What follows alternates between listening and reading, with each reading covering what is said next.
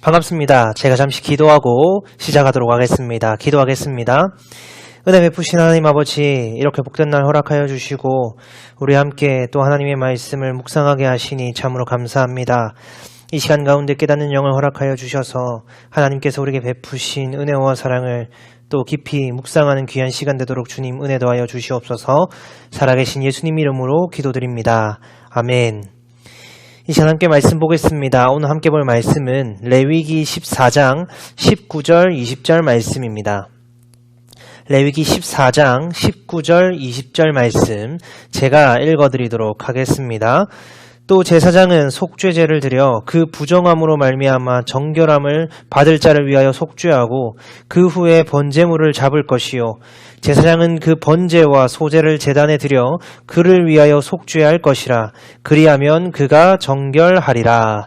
아멘. 오늘 본문이 속할 레위기 14장은 환자가 정결하게 되는 날에 대한 규례입니다. 이 정결법은 단순한 전염병이나 위생에 대한 문제가 아니었습니다. 나병과 유출병에 대한 진단을 세상 의사가 아니라 제사장이 하는 것만 보아도 이스라엘 백성들에게 있어서 이것이 단순한 육체적 전염병이나 위생의 문제가 아니라는 것을 우리는 알 수 있습니다. 그러니 이 본문을 둘러싸고 있는 이 정결법에 대한 것은 단순히 위생적인 문제나 어떻게 치료하고 어떻게 대처해야 할지에 대한 방법론 따위가 아닙니다. 성경을 펼쳐놓고 고작 그 정도로 해석한다면 그건 유대인만도 못한 성경 해석 방법입니다. 성경은 하나님의 말씀이자 하나님께서 우리에게 주신 비밀입니다. 즉 우리 모두가 알 수 있는 글자로 적혀 있지만 하나님께서 택하신 성도가 아니고는 절대 풀 수 없고 이해할 수 없고 깨달을 수 없는 것이 바로 이 하나님의 말씀 성경입니다.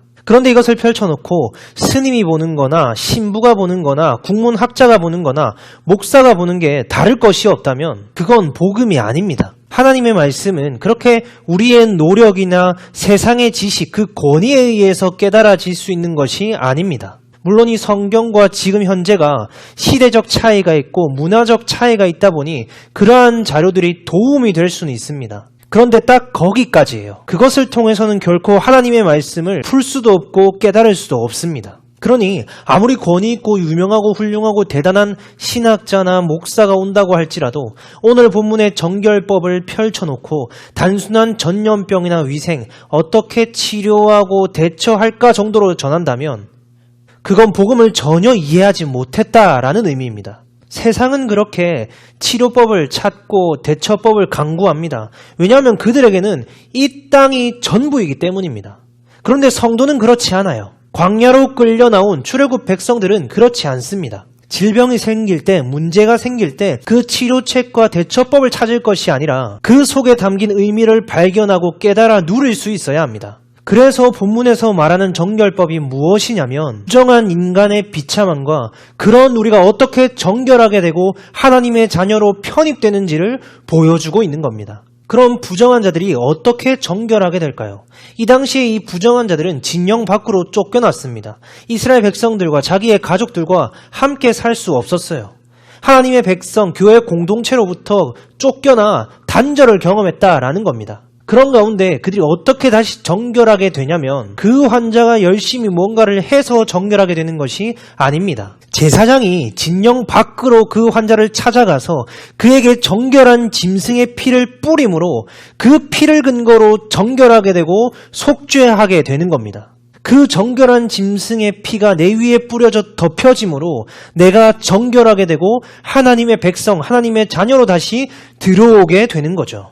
이것이 무엇을 의미하겠습니까? 단순히 이들뿐만 아니라 우리 모두가 이들과 똑같이 비참하고 부정한 죄인들이라는 사실, 그리고 그런 우리가 정결하게 되는 것은 우리가 뭔가를 열심히 지켜내고 살아낸 것으로 말미암는 것이 아니라 우리 위에 뿌려져 덮여진 그 정결한 짐승의 피로 말미암아 우리가 정결하게 되는 겁니다. 오늘날 우리도 코로나라는 팬데믹을 경험하며 살아가고 있습니다. 세상은 온통 백신, 거리두기, 방역 패스 이러한 치료책, 대처법을 강구하기 급급합니다.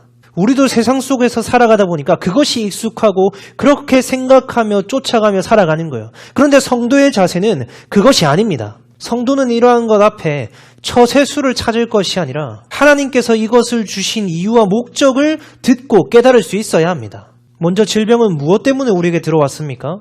질병은 곧 죽음이죠.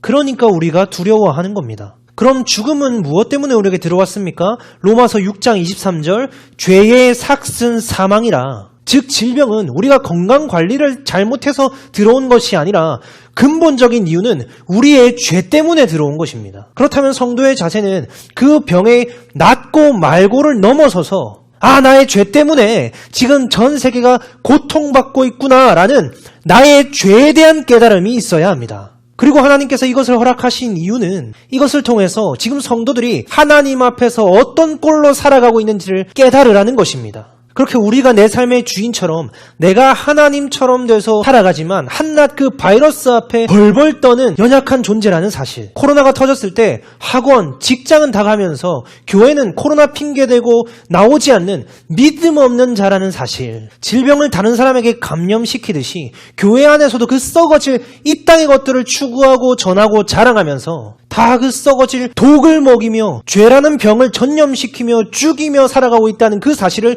깨닫게 만드시고 폭로하시는 것입니다. 그래서 우리가 본문을 통해 알 수 있는 코로나를 포함한 모든 질병을 주신 그 이유는 우리는 단 한 사람도 빠짐없이 부정하고 비참한 죄인 중에 괴수라는 사실을 깨닫게 하시고 그런 우리를 정결하게 하시고 참 위로와 만족과 쉼 가운데로 인도하셔서 생명을 누리게 하시는 그 바탕에는 우리의 어떠한 자격과 공로가 아니라 정결한 짐승의 피, 즉 예수 그리스도의 피 흘림의 그 은혜와 사랑이 있다는 것을 깨달아 누리게 하기 위함입니다. 그런데 우리는 끝까지 눈에 커 보이는 것들에 함몰돼서 썩어질 이 땅의 것들 앞에 바들바들 떨며 세상의 지혜롭고 복음의 어리석은 자가 되려고 할 겁니다. 그러니 부디 하나님께서 질병을 통해 그 속에 담긴 내 죄와 내 실체를 깨닫게 하시고 그런 우리를 정결하게 하시고 치유하여 주셔서 진짜 생명을 누리게 하신 그 예수 그리스도의 핏뿌림의 은혜와 사랑을 우리의 매일의 삶을 통해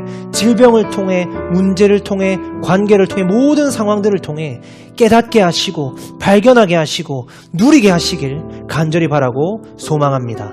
기도하겠습니다. 은혜 베푸신 하나님 아버지, 오늘도 하나님의 말씀 앞에 서게 하시니 참으로 감사합니다. 하나님, 우리는 끝까지 하나님 앞에서 부정하고 비참한 존재로 살아가는 우리입니다.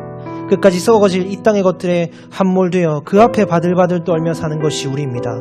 이토록 부족하고 연약한 우리를 불쌍히 여겨주시고 우리에게서 자비와 긍휼을 거두지 말아 주시옵소서. 그리하여 우리의 모든 질병과 우리 삶의 모든 순간들을 통해 우리의 꼴을 깨닫도록 주여 허락하여 주시고 그런 우리에게 베푸신 예수 그리스도의 핏뿌림의 은혜와 사랑을 발견하고 경험하며 깨달아 누리는 우리의 삶이 될 수 있도록 주여 붙드시고 은혜 베풀어 주시옵소서. 살아계신 우리 주 예수 그리스도의 이름으로 기도드립니다. 아멘.